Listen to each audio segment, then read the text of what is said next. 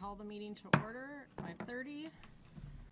Reading of the district's promise statement. We promise to provide a supportive environment where unique learning experiences empower all for their chosen life adventure. Are there any additional items for the agenda? If not, do we have a motion to approve the agenda? I'll make a motion to approve the agenda. That's Tim Johnson. Do we have a second? I'll second. That's Tim Elke. Any further discussion? All those in favor say aye. Aye. Those opposed say nay. Motion carries 6-0. Recognition of visitors in open forum. I don't think we don't have anybody signed up to speak. So we'll move into number 6, reports and presentations. Letter A, student representatives report. Okay, so right now in Hanson's leadership class, we are doing a book study on 7 habits highly effective teens have. And all 4 of us are starting our projects, our internships, and getting that stuff going. And then I think for student council, there's talks about planning a field day for the high schoolers.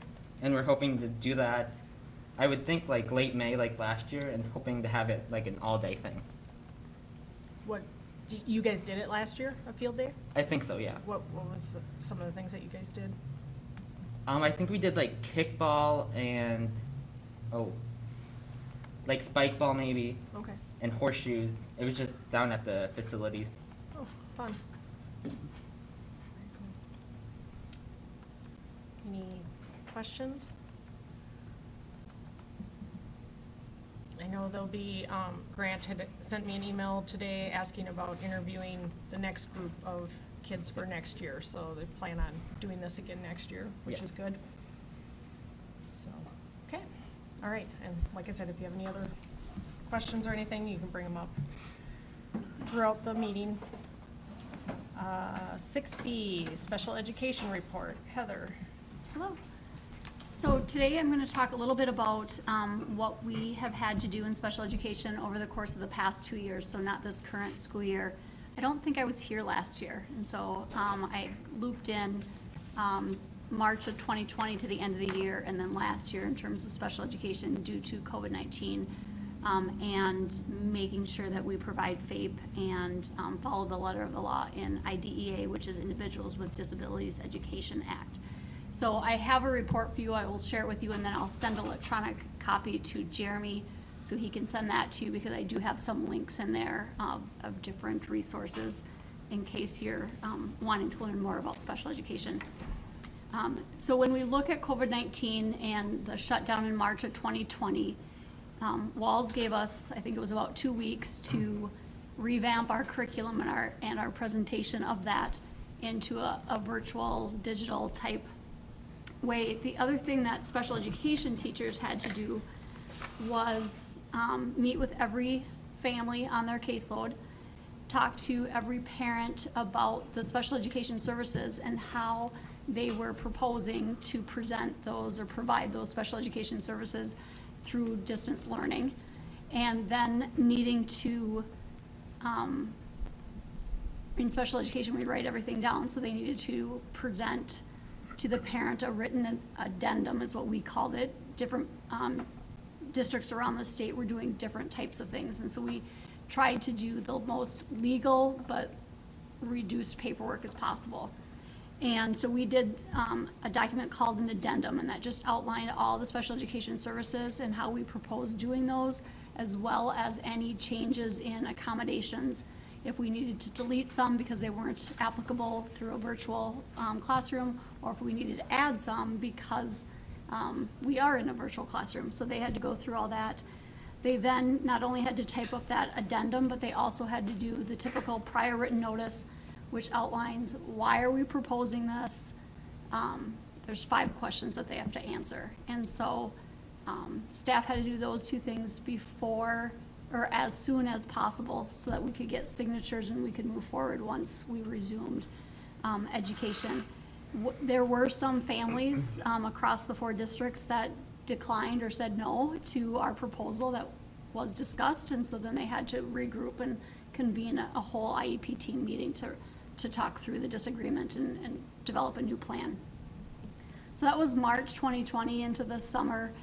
And when we came back in August, we got to present to staff that the addendums were gone, and now they needed to do what was called a contingency learning plan, a CLP for short. And this was something that had been worked on all summer with directors of special education and our service provider, SPED Forms, to create a document that provided as much detail for us so that we could try to reduce the amount of written narrative that special education teachers needed to put on this CLP. These CLPs were at a minimum about 20 pages long. Some of the pages were just check a box. Others were, you gotta write a narrative, you gotta import the goals and objectives. How are you gonna do those in distance learning, if we're only distance learning, or if we're hybrid, you know, that, I don't remember if you were AABB, ABAB, so they had to figure out services on that type of schedule, and then what did it look like if we're in person, which was the easiest one most of the time, because if we're in person, we're gonna provide all the special ed services on that IEP. So they had to do this document, so calling every single parent before school started, talking through, doing the CLP, and again, doing that prior written notice, because that's the legal document that explains everything that we're proposing. Again, we had some parents decline, so we had meetings. The other thing that teachers had to do last year was at every annual IEP, so we have IEP meetings for every kid at least once a year, and so at that annual IEP meeting, they had to update the CLP. So they wrote the IEP, they updated the CLP, and they did the prior written notice, PWN, if we want to add some more letters in there. And so we tried to give them as many templates and words to use and tweak to individualize as possible. We held sessions where we'd meet with them and go through things. We'd talk through stickier situations. Luckily, JWP, especially elementary, was mostly in person, so that really helped. That helped moving forward into this current school year. The other thing that we worked a lot on with our birth to 3 teachers, so Lisa Schroeder, was home visiting guidelines and making sure that when they are going into the homes, they have safety guidelines to keep them as safe as possible. And we didn't start going back into the homes until end of the summer, End of the fall. summer, beginning of fall. Yeah, and so we still have some of that guidance around going into homes and calling first to make sure everybody in the home is healthy, making sure we're healthy before we go into the home. So having those conversations and just that added layer of work to prepare for pretty much anything that they were doing last year. And so when we move into this year, there was again work that they needed to do in terms of recovery services, and I can talk more about that. Maybe I'll come earlier next year. And I was supposed to be here in February, but it was Valentine's Day. So Jeremy let me off. But I'll talk about recovery services and the determinations that staff had to make to determine if students needed some additional special education services to recoup anything that they may have lost during any time during COVID, any of that time. We were lucky enough to still be able to have our summer programming last summer, and so that helped in some of those determinations that students came to school. And again, being primarily in person was a huge help to the elementary kids and our EC kiddos. So that's COVID in a nutshell for special education teachers over the last 2 years. And we're still living it a little bit. So as we move forward into my report, I'm going to fast forward to current day and staffing and looking for teachers for some of our positions. I think we have elementary special ed position open and speech language position open. Both positions are pretty hard to find, except Vicky Hurd has done a great job of keeping interns in the building. So I think all 3 of our applicants were Yes. here. Yeah, they are. Yeah, so that's huge. So when we look at the Minnesota Office of Higher Education has a list of teacher shortages.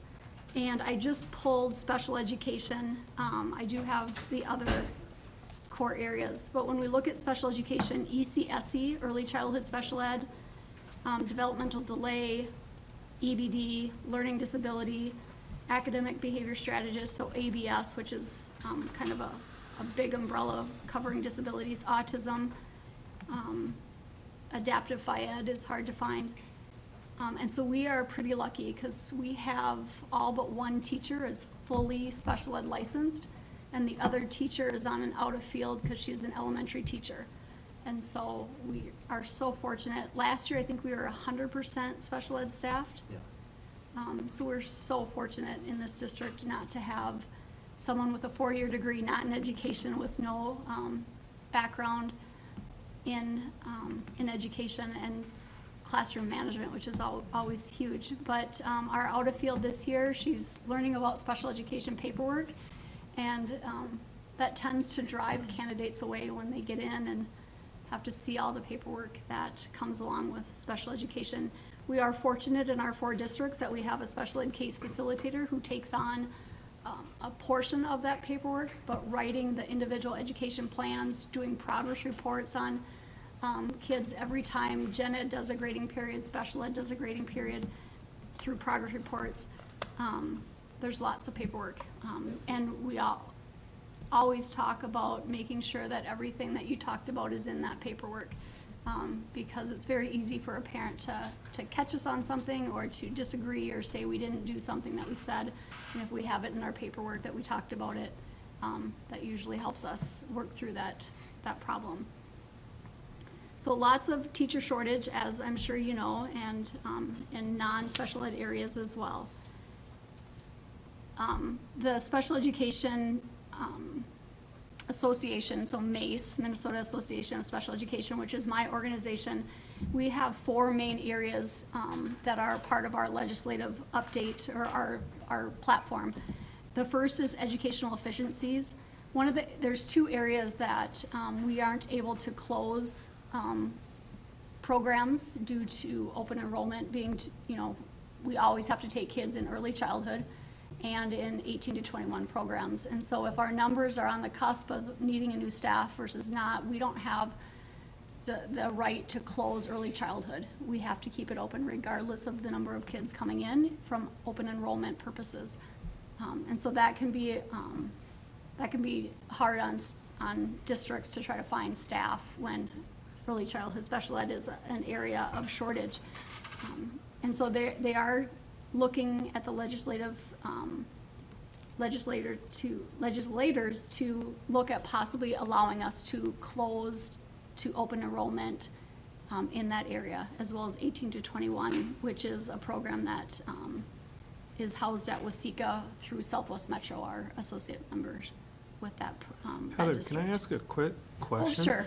So if we have a student that's in special ed, whether it's kindergarten through 3rd grade, like you were saying, or 18 to 21, and they want to open enroll into our district, we have to allow it whether or not we're understaffed, or that would put us over, like if we want to do 6 per, whatever the number is?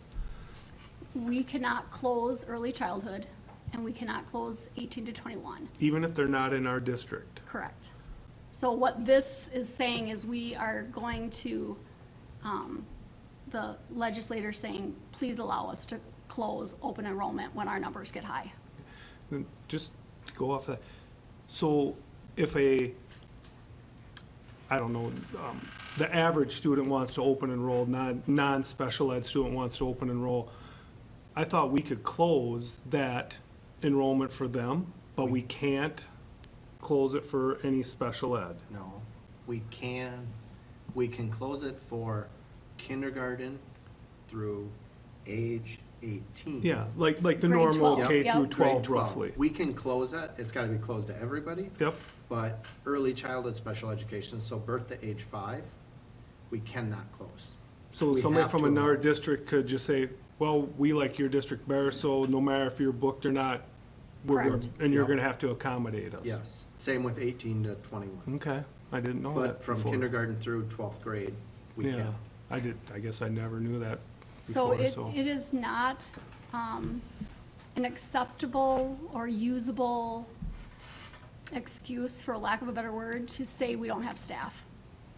We are expected to serve our students regardless of where we are for staffing. We can't say, sorry, we don't have staff, Oh, I understand that Yep, part, it yep. was just that but that's true. open Yep. enrollment from another district in, we still have to, because I always knew we could close the district for if we were Yep, at yep. our max, but you have to close it for everybody. I didn't know that Right, special ed was not part of that. just for early childhood. Yeah, And- for the yep, yep, those 18 to two 21 at the- or, yeah. Yep, at the Okay. bookends. Yeah, so we're looking we're asking for that to be changed. We're also asking for additional reimbursement from third-party billing for some billable services that we can't right now. So we can bill for our school psych time, our speech language time.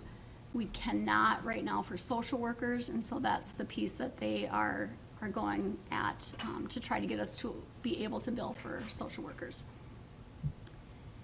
And then the other two bullets are regarding due process paperwork and trying to reduce the amount of paperwork that's required in special education. So Minnesota is notorious in many areas, not just special education, for going above and beyond federal government. So federal government says we need to have goals on our IEP. Minnesota says you need to have goals and objectives. And so that's just a lot of, so every goal has to have 2 objectives. So that just means extra writing of goals or objectives. It means collecting data on objectives as well as goals, progress monitoring on all those things. So it's just added that the federal government doesn't ask us to do. When we look at our workforce, which is our second platform, we're looking to allow reciprocity between Midwestern states so that if you come in with a Iowa license, that we'll accept that without having someone go through a lot of hoops, which we currently do. I was one of them 22 years ago. My license in Iowa was multi-categorical, so similar to our ABS right now, it's an umbrella of all mild disabilities. So I went to school and had classes in learning disability, in developmental delays, in behaviors. When I crossed the border, they gave me cognitive, the lower cognitive. They took out LD, they took out my behavior. They wouldn't accept that. I would have had to take classes and student teach in both those 2 areas to get those single licenses. Fast forward 18 years, they added the academic behavior specialist license, which is comparable to what I had in Iowa. So they brought that back because hopefully they saw the need for licensing. What we have now is an issue where they're offering ABS all over. And in some programs, such as like Paige's program, when you're working with students that are self-contained in a lower cognitive functional skill type program, she has to have a certain license in that program. When we have an autism program, you have to have an autism license. When you are in a behavior setting 3 therapeutic program, you have to have an EBD license. And so we aren't getting as many candidates with those single licenses as we used to. Now we're getting a whole lot of ABS, which is great, but we typically need EBD licensed teachers for our programs in Osika that are hard to come by, and lots of turnover, because we often have ABS licensed teachers that we get an EBD license for and then give them some support to be able to be in those programs. So we're looking at reciprocity, so things can maybe be a little more fluid. Also, we're looking at alternative pathways to get your special education license, and I'm sure other licenses as well. And then the state is looking at changing the schooling for the college prep for deaf, hard of hearing license, and we're advocating to leave it alone, because there aren't candidates out there. For one, we don't have a deaf, hard of hearing program in the state of Minnesota, and how do you change requirements when we don't have a program? So we're advocating to leave that alone. We're advocating for more mental health supports in schools, and to increase funding so that we can support those resources for students and staff. And then we are also looking for equitable and sustainable funding, right? We cut into cross-subsidy in the general budget because we have to serve kids regardless of their needs, and there's a whole lot more that goes into cross-subsidy and federal funding, or general budget funding, excuse me. We have maintenance of effort and all these fun things that we get to make sure we do. We have to spend as much money this year that we spent last year, or at least $1 more.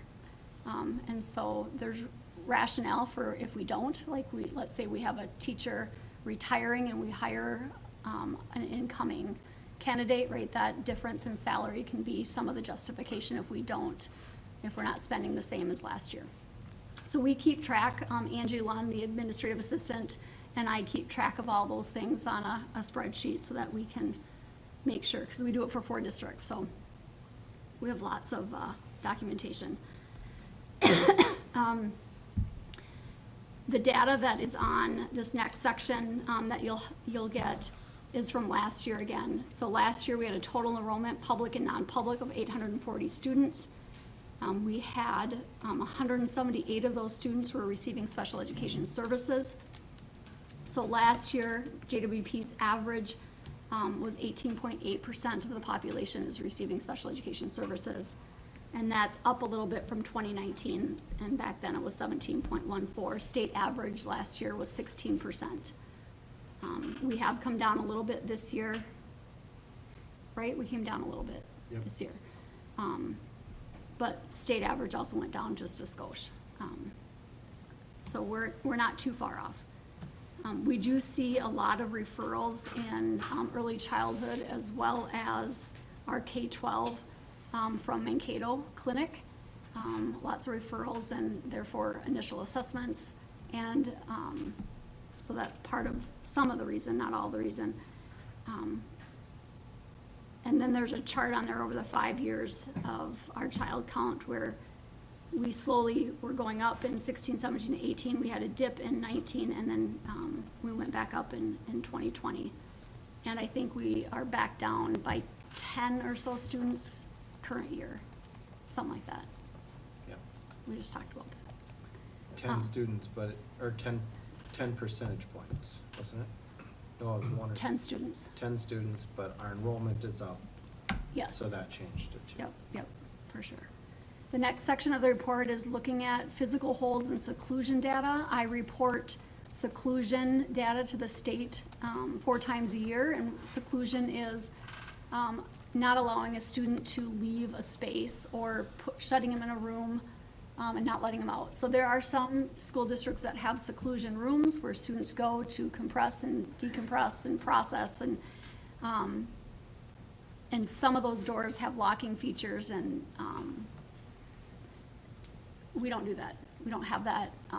If we have any, we haven't had seclusion since I've been here, and I don't even know if you had any before that. Probably not. When we look at physical holds, I report that at the end of every school year, and back in 2017, 2018, we had 5. Probably could figure that out. But every year since, we've had only 1 physical hold for the entire school year. So that's pretty good, very good. Next, I think most of you have seen this report before where it talks about the percentages of staff that Janesville holds with Waseca and other school districts. Myself, the assistant director, and the administrative assistant, Angie Lund, are 21% of our contract is JWP. The secretary, the special ed secretary is about 18 or 11.8%. This year is a little bit different. Last year, we had Tracy Helms, who was the autism consultant, as well as our third-party billing individual. She retired from part of her job, and she kept third-party billing, which is a blessing to us because she's wicked smart about it. And she works with paras and special ed teachers and our school nurses to recoup all the funds that legally we should be recouping. And so our third-party billing dollars are plentiful, except after some of the projects. Spent it, but yes. Purposely, were we able to do our purposely. life skills in Yeah, there, yep. so. Because we had, that money is pretty restricted on what we can spend it on, so we can't give it to the general budget or the general fund. It's very restricted on how do you advance programming, what have you, for students with disabilities. So Tracy is about 19% because she is working with 2 other districts on top of our 4. We then hired a behavior interventionist who has picked up some of that autism, but also behaviors. And she is 21%, that's Megan Johnson, and she works in the 4 school districts. Your special ed case facilitator is 100% JWP, and she also covers the Lutheran school. Our Help Me Grow facilitator is out of Waseca, and she covers the 4 school districts for any referrals that come in from birth to 6. And then she collaborates with whatever early childhood special ed teachers those referrals come in for. Your occupational therapist is 21%. There's also a certified occupational therapist assistant, and she works here and NRHEG, and so she's about 50%. Oh, no, it didn't get updated. She's 50% both districts. Your physical therapist is hired out of Mankato Clinic, and so that is whatever time she spends here, that's what's billed. There's no percent like the others.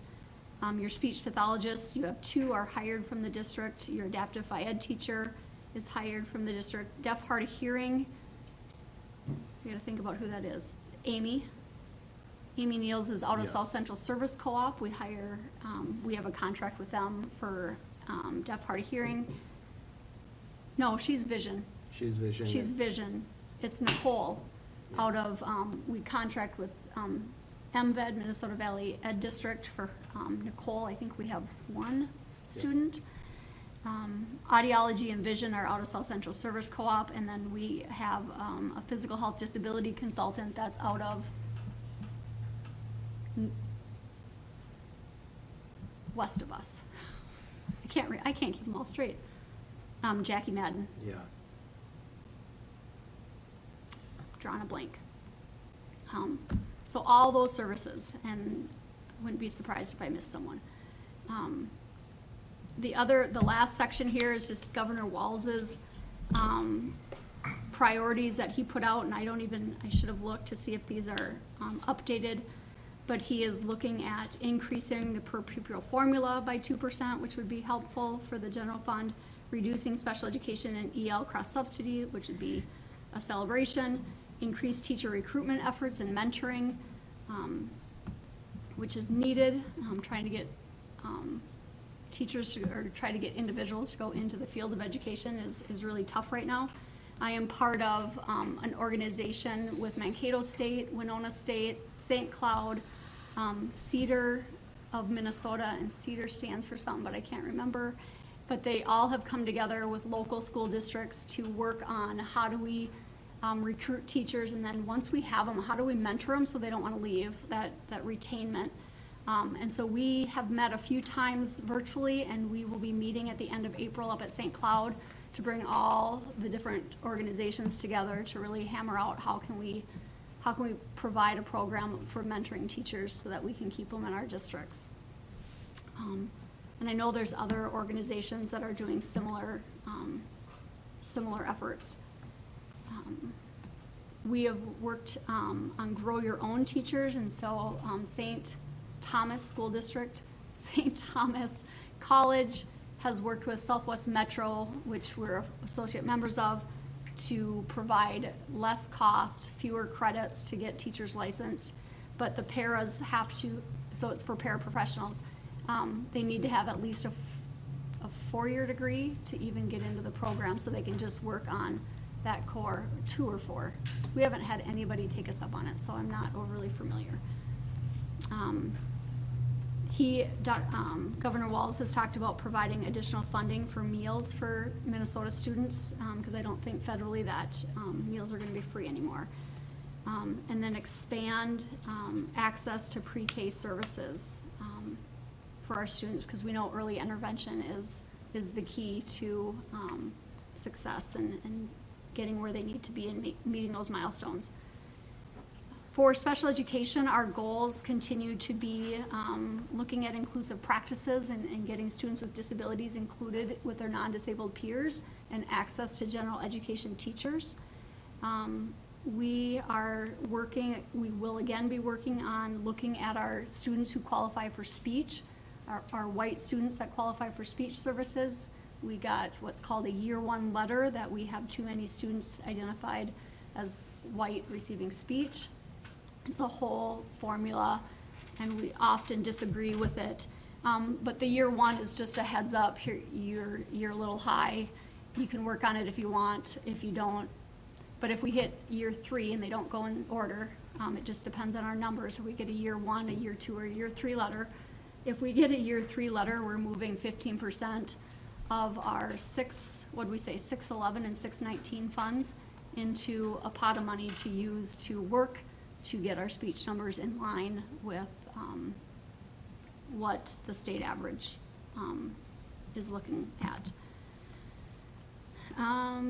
Staff development for special ed teachers, we always work on due process. If they know how to do paperwork in their sleep, they can get it done faster and quicker and correctly, and move on to teaching kids. And so we always work on that. We provide mental health and behavior de-escalation strategies. And really, I ask often, they tell, and I share. I get communication out to special ed teachers weekly with a variety of content, from instructional strategies to here's a Monday motivator video. The last couple of weeks I had, remember, if your license expires in June, start in May, because it takes about 30 days. So just anything to help them be better at their job and to make sure they're licensed in time for July 1.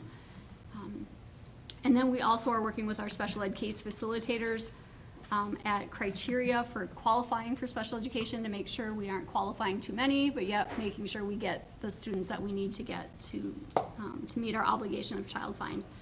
Looking at the evaluation process as a whole and trying to come up with some common documents that we can all use, so that we have some that are like, do I use this form for an observation or this form for an observation? So we're working on kind of aligning some of that information. And then we're working on our case facilitators supporting the special ed teachers in their buildings, so that they can get their questions answered and get back working with kids. So that is the gist of my report for this year. Any questions? It's very thorough, thank you. I will hand a copy out, and then I'll send you, Jeremy, the electronic, but I found a typo, so do you want a copy? No, it's fine. Okay. Did you have a question, Tim? Did you have a question? Well, I was just gonna ask, I don't remember how many years ago we were high, very high again in the speech. Yes. And then we dropped down. That would have been 2 years ago. But even before that, I think we were high, even when Oh, Mr. Dick Orcott was here in special ed. So I was just wondering, it just seems like our district in that speech has always been, compared to the surrounding districts, very high. I'm just wondering, have we ever found out a reason why? Is it we're getting more referrals or more open enrollment because of our speech, special ed teacher or whatever? Because I think it was maybe 4 or 5 years ago, we had it, and we were like at 22%, and the next highest was at like 16. It was like extraordinarily high. So I'm just kind of wondering, because when you said that we're high, we're going this, I'm like going, oh, we went through this how many years ago again, and, Yeah, yep, I know one thing we did was aligned our assessments, so we decided that we're using specific assessments across the board, rather than giving them the freedom to say, I'm gonna use this one or that one. Because Okay. they're considered standardized, however, one might be easier to qualify in a specific area than the other. So, but since then, within the last couple of years, we've changed that, so they use the Golden and Fristow. mm-hmm, Are they yep. the same assessments that all the other area districts use then, or? Yes. Yep. One of the things that we found 2 years ago when we started digging into reports, our littlest learners, they have a certain qualifying score that they need to qualify for speech only. When they are big kids, that's a different score. And what we found is that if the determination was made when they were littles that they qualified, they automatically moved them over to the big kid. And you can't do that. So it's 1.5 standard deviation below the mean for littles, but it's 2.0 when you get to be a certain age. And so we found that they qualified here and they just kept them on. And so we clarified that with speech paths. So that was one thing that we found. I think the other thing is when they are ready to be dismissed because they've met their goals, based on that evaluation, then we need to dismiss them and not say, oh, but it might be helpful if we now worked on this. Well, right, we really need to follow that evaluation plan and what that plan and the data showed that they needed to work on and focus on that and then release them because they learn from their non-disabled peers and their teachers, and can we support their teacher in helping with the reminders if they need to for, articulation and such. And so should we be cutting these students loose sooner and not holding on to them as long? That could play into it. okay, But we probably do get more referrals in this district, just because of your proximity to Mankato Clinic. And I think, That makes sense. I won't say a lot, but we've seen a lot of families from JWP doctor in Mankato. yeah. Well, I mean, I would just, but St. Clair is just as close, and so that's why when you were asking if they're using the same thing, I'm guessing pretty much everybody in St. Clair probably goes to Mankato to doctor. I mean, it's the closest one, so I was just, like I said, I was just curious. And we actually went down 10 kids from the previous year, so we still got a year one letter. It's like, Okay. Wow. yeah, We didn't get one last year? no. And so I don't know if they didn't do letters last year because of COVID or, I don't know, because we had fewer kids last year too. And, we are at 840 with 49 students versus the year before, we had 826 and 43, and we did get a letter, so I don't know. Okay. I've tried to fight it before, and I'm not successful. Because it's a state average, right? Like, Yeah. even though we're primarily a white district, that doesn't matter. So, we'll continue to work on that. Thank you. Thank you. Any other questions? Okay, thank you, Heather. 6C, Superintendent Report. Okay, I have a number of things to talk about. One thing Heather mentioned was mental health concerns, social workers being part of that. If there is an opportunity for us to hire social workers through the legislation that's happening right now, one thing we'd like to look at is can we do that from the school's perspective rather than through an agency? Because if we do it through an agency, it's a lot harder to retain those social workers. So if we hired them directly as a school employee, it would, the retention rate is higher for us. So that would be something we would think about depending on which way legislation goes. Part of it is that we feel we need to be more reactive to the student's mental health need, or more proactive to the students' mental health needs rather than reactive. So we want to try and get that in place if we can. Also, one thing that we've talked about at the high school level is if we were able to get a social worker at the high school level, the high school counselor could be focused more on the college and career readiness of our students that are moving through the high school and onto their careers. Next thing, we talked a while back at the joint council meeting with the city of Janesville and our school board about getting some signs for 4th Street. So those signs have been ordered. They'll be here later this spring, and then they'll get put up so we can have them for fall. Last week, with the help of Grant and Jeff, we applied for a grant to fund Camp Bulldog again this summer. We do have 4 teachers that are interested in teaching that.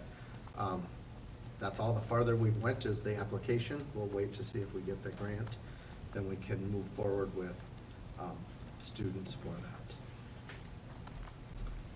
Safe routes to school, a hot topic at the city. Clinton called me the other day. He's meeting with county commissioners about the project and the ditch, because that seems to be the hot topic.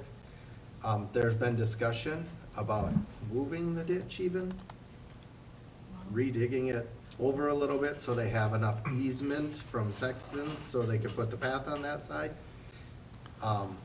They've also went to the engineers and said, is there a way we could build the bridges cheaper, putting a culvert in and just putting asphalt over them rather than an actual bridge? So they're looking at a number of different ideas because it is such a hot topic. I'm gonna be meeting with Clinton Rogers and Chief Allman about school resource officer position and the future of that position here. So I'll be doing that when I get back from vacation. The city is accepting bids for the following street projects this year, and the only reason I'm making you aware of it is because it can affect our transportation, specifically in the fall. But they're redoing West to Allen Street from Main Street to West Elysian Lake Road, East Street, the whole thing, and then a small block of Grove Street from East Street to Teal. So that's what the construction will look like this year from the city's perspective. I mentioned at our last meeting that transportation and food service contracts are up this year. Matt and I have started the process of the RFQ for transportation. In the past, we've used Tom Watson to take us through this process. So we did reach out to Tom about going through the process. So he sent us a letter of engagement to help us go through the FRQ process. He's got some different ideas, but some things we need to keep in mind are fuel prices, inflation, and the lack of drivers. And then one thing I did mention to him is, right now, we only run preschool buses within the city limits of Janesville. So I said, is it truly equitable if we're not going out to Waldorf, Pemberton, the whole district? So one thing we're gonna possibly look into is a separate negotiated contract with Palmer for the preschool.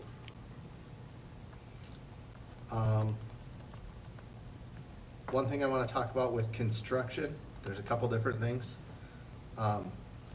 We have a moving company coming in starting on May 31st to help move all the classrooms. That is a teacher workshop day. So one thing I'd like us to consider, and I don't want to act on it tonight, but is consider giving the teachers the May 31st off so we can get started with the construction.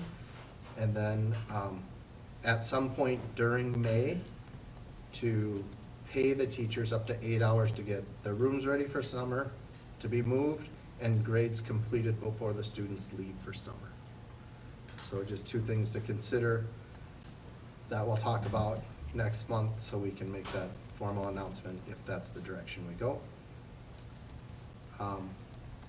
One other construction thing is we need to pick out colors of ductwork on our roof.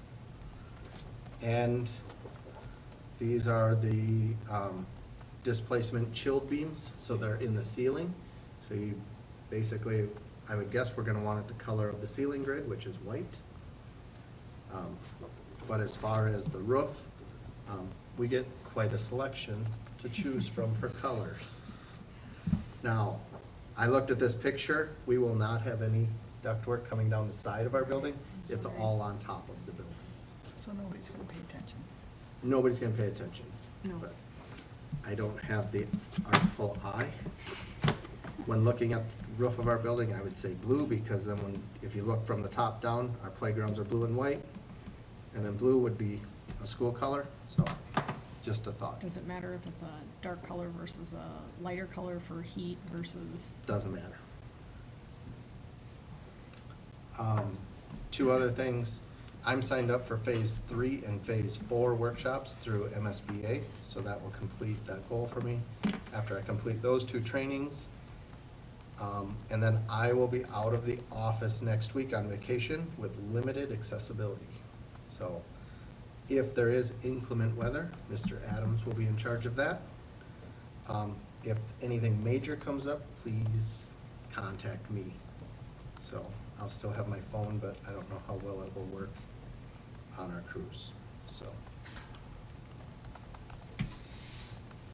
Any questions for me right now?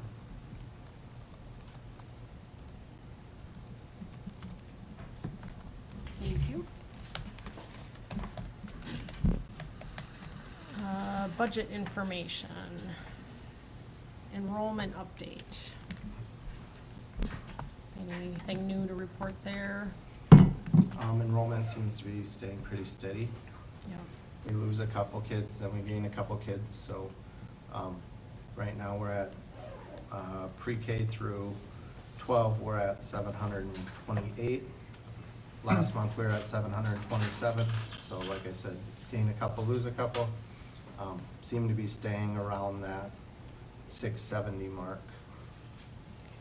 Anything to call out, like one that left or anything? Nothing. I've talked to a couple of the students that have left. One is concerning that we've talked to I've talked with Claudia and principals about. Other than that, families moving or different changes that they want to make within their family. Any other questions on the enrollment? Are there any questions on the historical cash balances?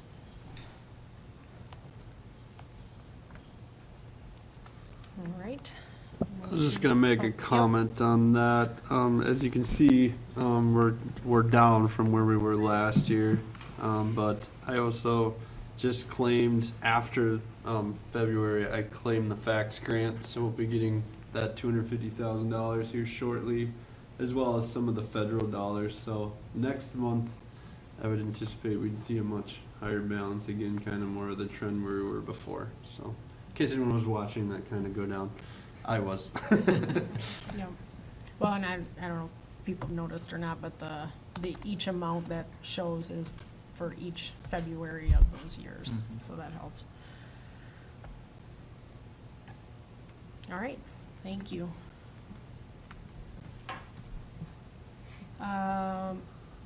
Move on to the consent agenda. As always, anybody can pull anything out. Are there any clarifying questions? There were some personnel changes that were added this morning with some coaches. So a junior high baseball coach, volunteer baseball coach, and then we had 4 volunteer track coaches. I think it's Aiden Oldenburg, right?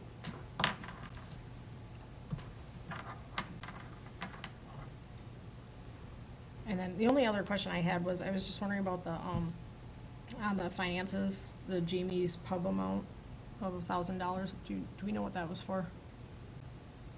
We I had remember what something, those- food, what was that? Workshop food, yeah. That So was that's- Yeah, here that we brought, so we're going to the different,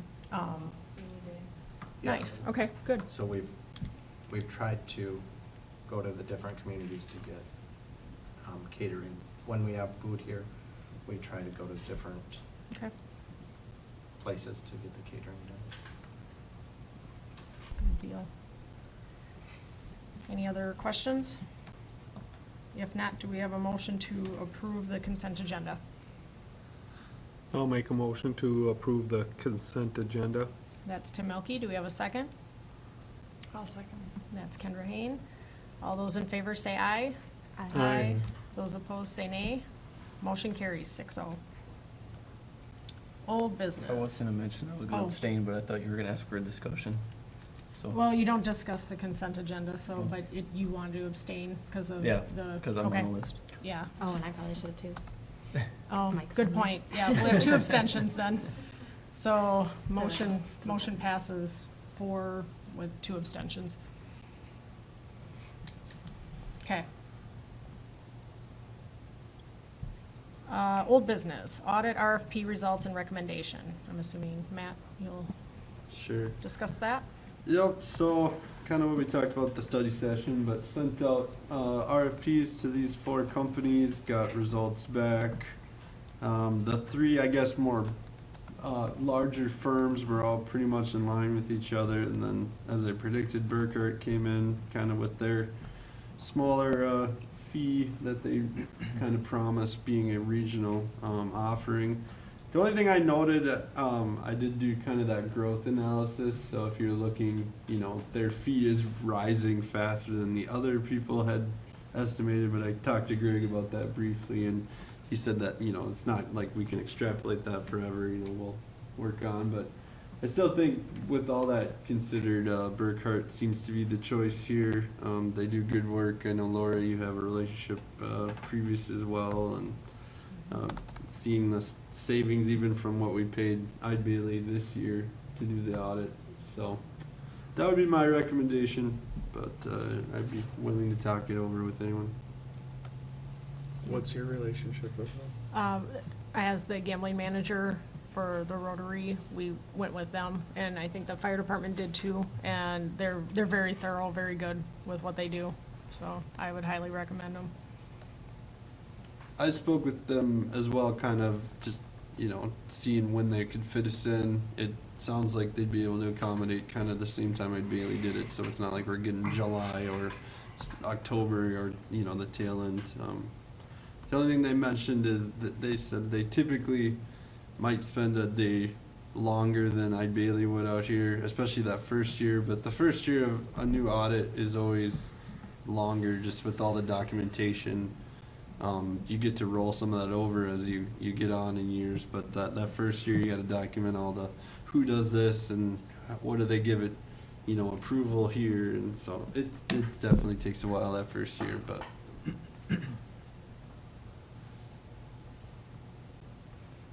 Okay, any other questions on that? All right, 8B, approve fiscal year 23 budget assumptions. Did you want to talk about that as well?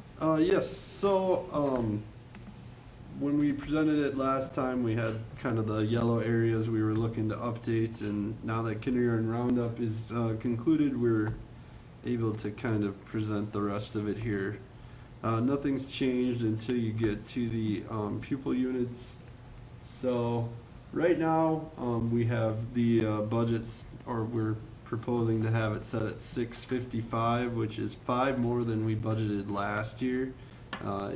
But as you can see, our enrollment currently is kind of in that 670 range, so probably being a little conservative, as we typically are. Also, the senior class currently is larger than the kindergarten class, so you will have a little bit of loss that way through attrition, but I think 655 is a good enough target right now. It does kind of keep all our grades in line. There's no large discussions needed on, number of teachers with the way things are sitting right now. Another thing we didn't have updated last time, but we now do, is just the last blurb here with the open enrollment. So 188 is the amount that go to that live in our district area, go other schools, but we also get 85 coming back. but net loss there is 103. We have 69 at the parochial school and 13 that are homeschooled. So for those 82 there, we do not get any funding. I think the rest of this was pretty fleshed out before. There wasn't any major changes. I guess the only thing, just to emphasize, it does seem like we're heading towards going back to the normal food program. The state might do something to kind of cushion that, but just trying to make sure everyone understands how important those applications for free and reduced lunch are going to be in the future.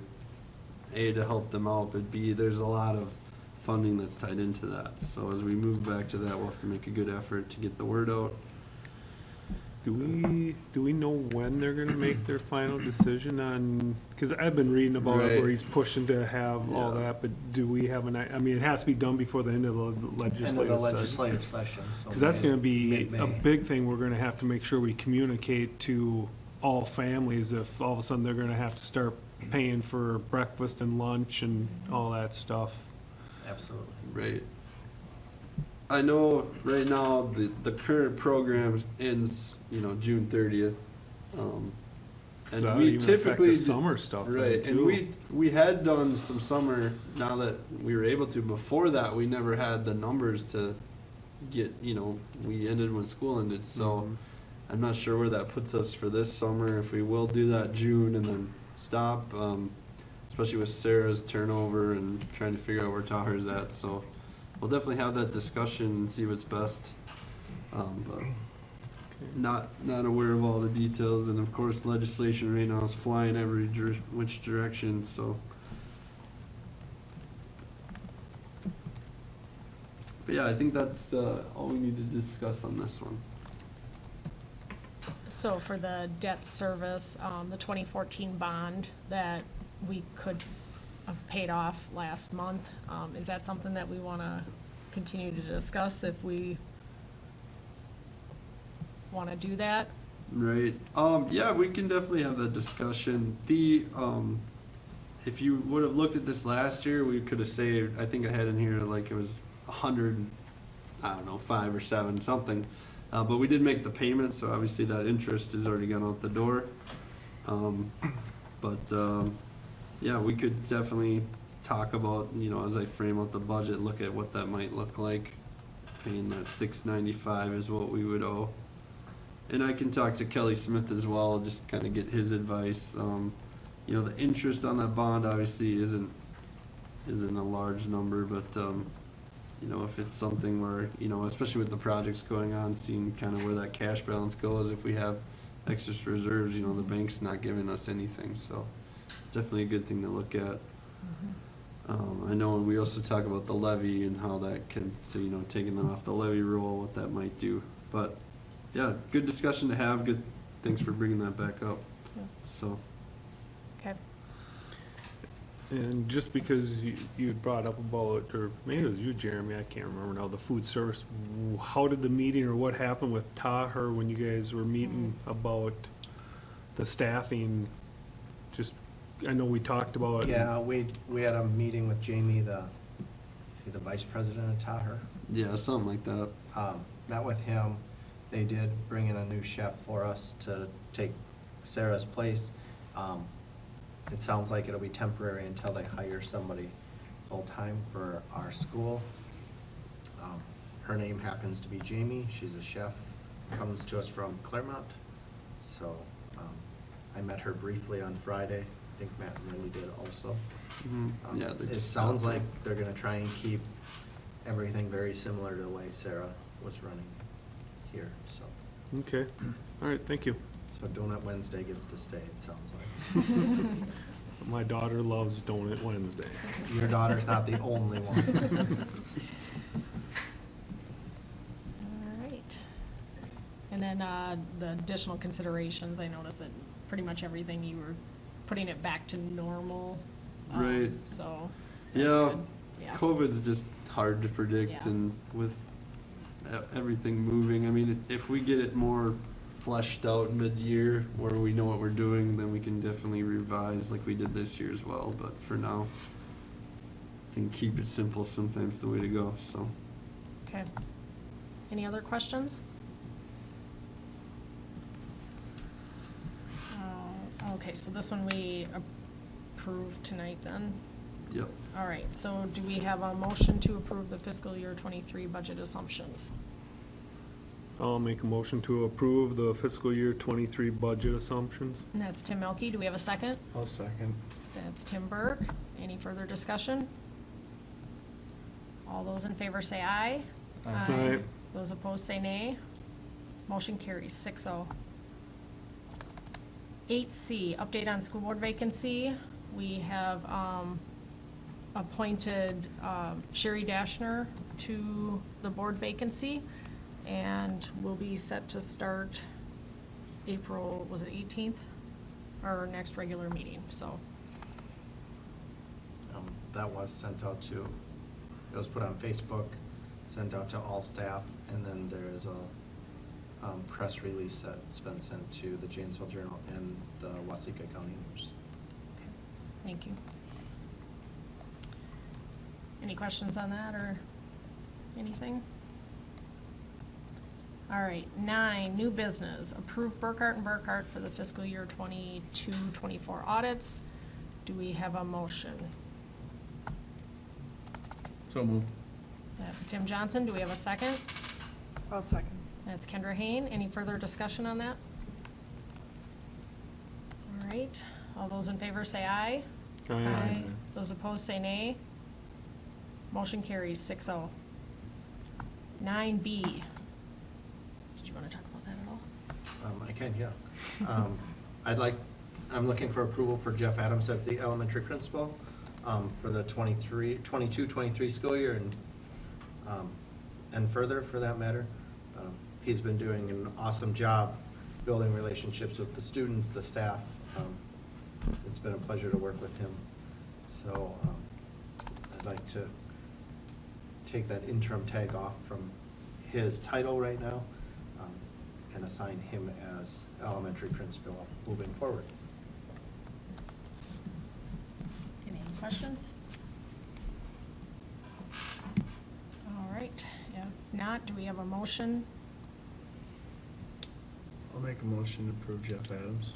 That's Tim Burke. Do we have a second? I'll second it. That's Tim Johnson. Any further discussion? All those in favor say aye. Aye. Those opposed say nay. Motion carries 6-0.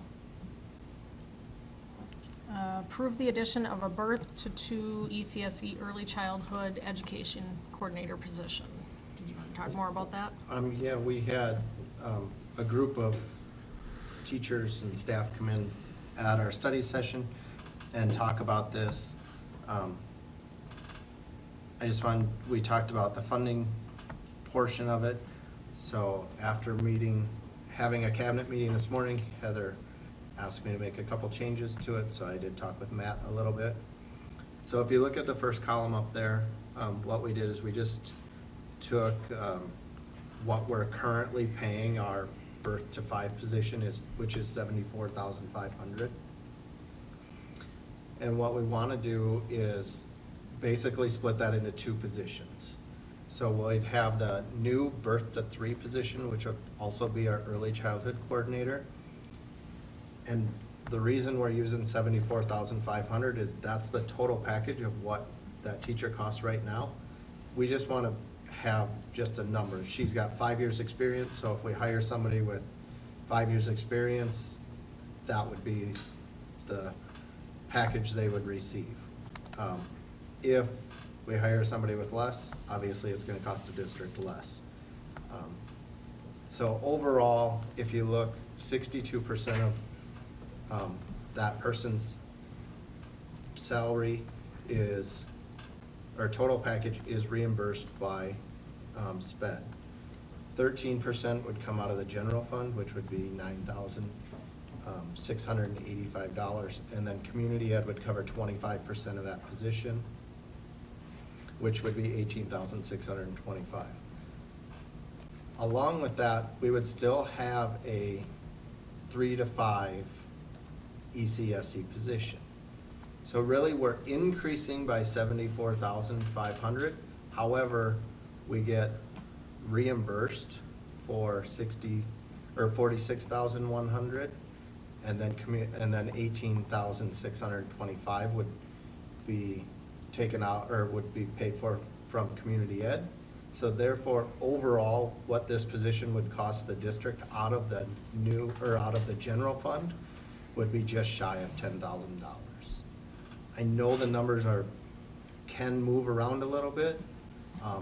This was our best estimation on just taking what we know right now with the number of students we have, how much we pay for the one teacher right now, but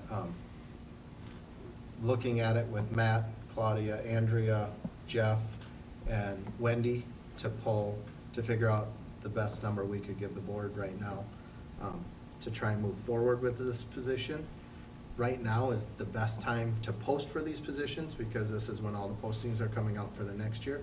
So it would give us the best opportunity to fill these positions also. And if you remember, this year we actually gained fund balance in community ed, which was kind of atypical for previous results of the district, but I think that's kind of the direction we're heading with Andrea at the helm there. Seems, and then some of the COVID stuff as well. But so definitely that 18,000 would not, be something that would send the community ed fund back into the deficit. Any other questions?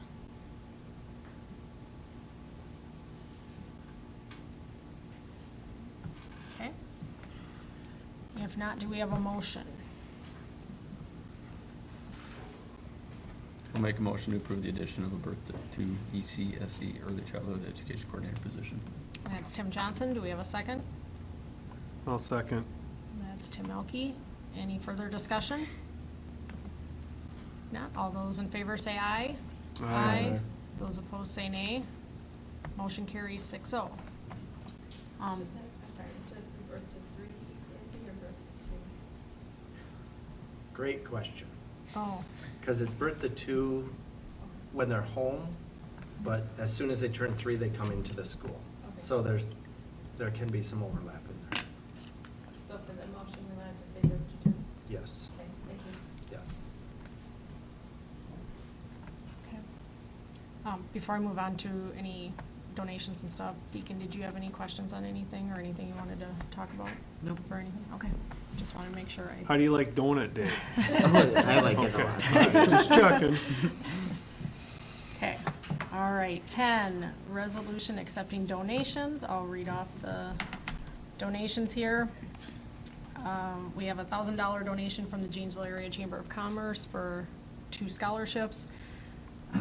The University of Minnesota donated $2,248.50 for a grant award for animal systems class equipment.